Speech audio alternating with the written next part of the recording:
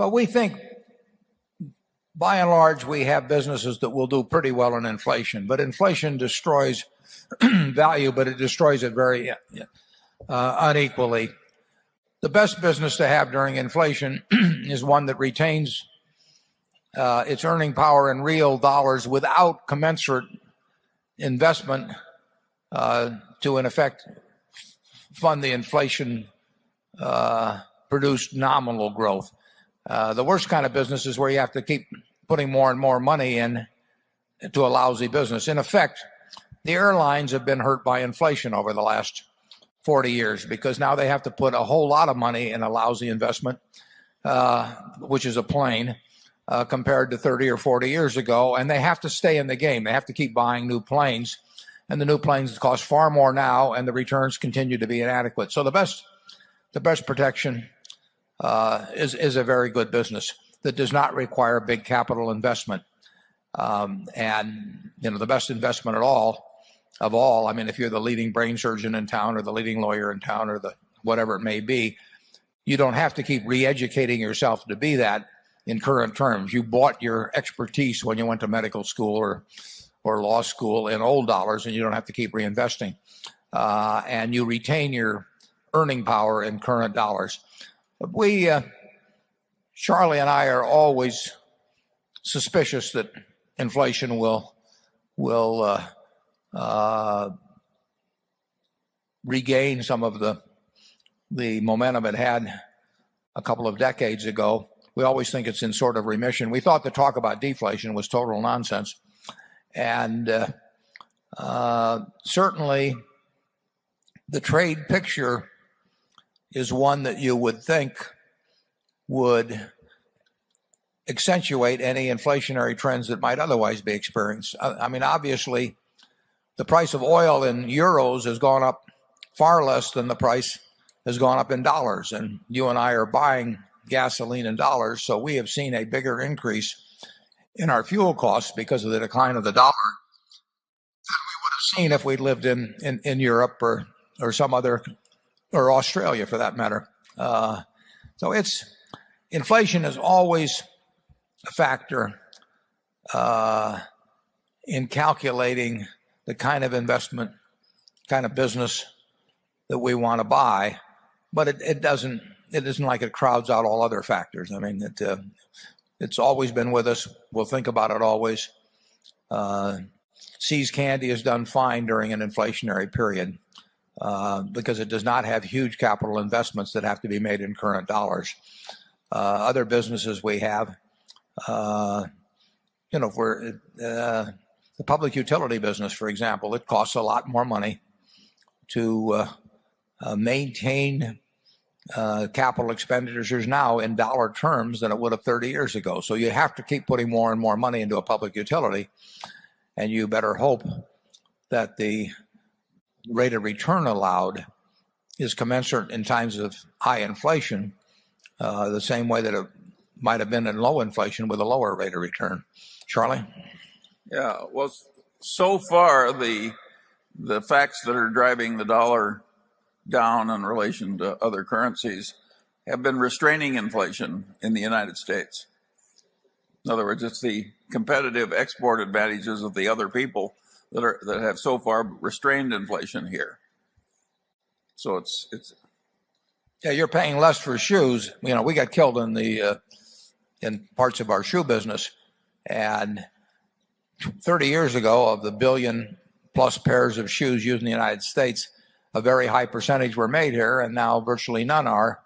But if they were all being made here, you would be paying more for shoes. There's no question about that. Unfortunately, most businesses will not come out well in real terms during inflation. Their earnings may go up a fair amount over time, but they're compelled to put more and more dollars into the business just to stay in the same place.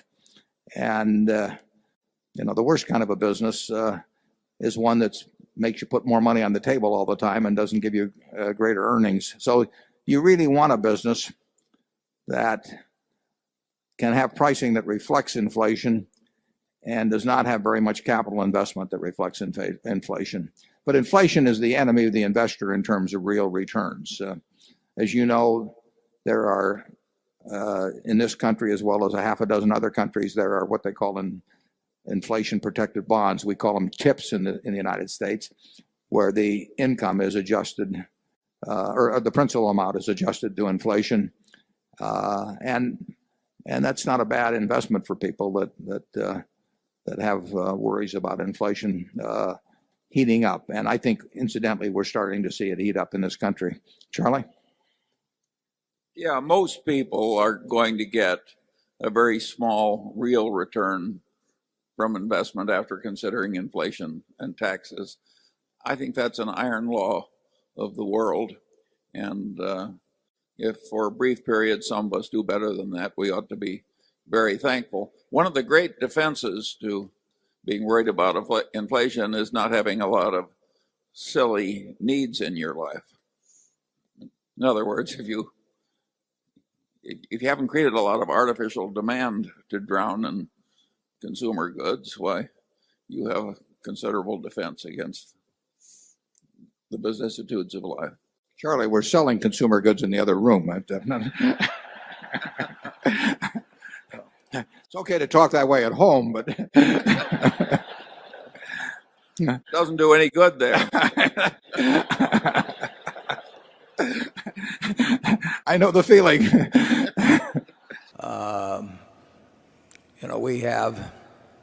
We have a candy business, for example, and the value of the dollar since we bought that candy business has probably fallen at least 85%, I would say, 80 to 85%. And that candy business sells 75% more pounds of candy than it did when we bought it, but it has 10 times the revenues, and it doesn't take a lot more capital. So that kind of a business, any business that has enough freedom to price to offset inflation and doesn't require commensurate investment or huge investment to support it, will do well. Businesses like our utilities, which get in effect a bond-like return, but require, if you're going to build a generating plant, it costs twice as much per kilowatt hour of capacity, and all you're going to get is a fixed return, and yields on bonds go up perhaps dramatically if you get high inflation, is not going to do that well in an inflationary period, just because it has certain aspects of a bond-like investment, and bonds generally are not going to do well in inflation. Charlie? Well, but like our insurance operations,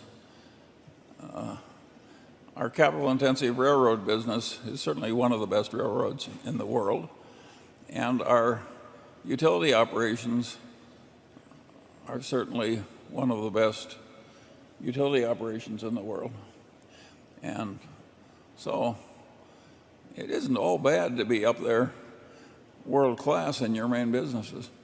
Our railroad, the government's talked about building a high-speed rail system in California. I think they're talking about 800 miles of track, and their estimated cost was about $43 billion, and estimated costs on constructions of things like that go up dramatically, much more often than they get reduced even by a minor amount.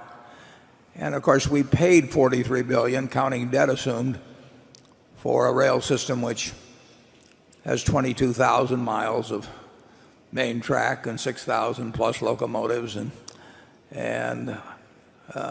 13,000 bridges if you ever want to buy a bridge. So that the replacement value of that asset during inflationary already is huge, and it would grow dramatically, and the world, our country, will always need rail transportation. So it is a terrific asset to own. I'll just leave it at that.